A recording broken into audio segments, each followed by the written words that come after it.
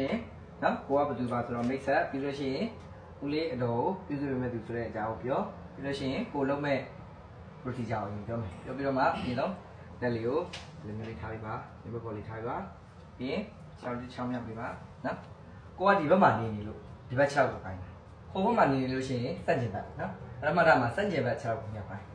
နော်ကိုနဲ့စန့်ကျင်ဘက်6မြောက်ခိုင်းမယ်ပြီးလို့ရှိရင်ပခုံးကနေဒီဘက်ကနေဆွဲလှည့်လိုက်မယ်ဒီလှည့်ပြီးလို့ရှိရင်အောက်တစ်ကောက်ကိုမှမယ်လေဘင်းကနေမှမယ်ပြီးလို့ရှိရင်ဒီဘက်လက်ကအောက်ကိုဆွဲချအပေါ်လက်ကဆွဲမှလည်းဒီတိုင်းနဲ့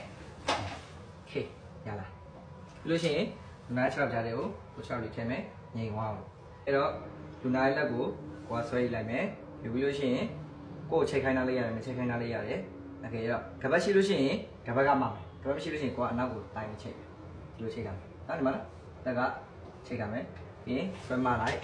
โอเคခဏမတည့်ရက်ခိုင်းပြီးတကယ်လို့ wheelchair ဆိုလို့ရှိရင် wheelchair ကို45ဒီဂရီဆောင်းမယ်ပြီးရင် brake ကိုကန်လာမယ်ပြီးရင်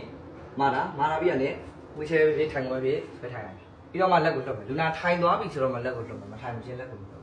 ပြုတ်ကြအောင်လို့နော်တောင်းကြတဲ့လက်စမဝီချဲကိုရွှေ့မယ်နော်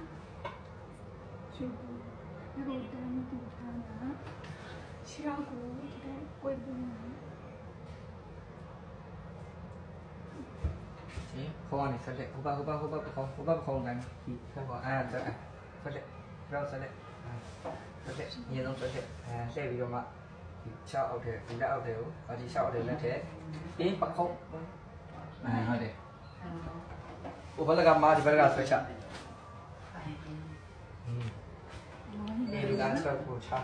ထားလိုက်နည်းနည်းလေးထားလိုက်ကိုချထည့်ပြီးချိတ်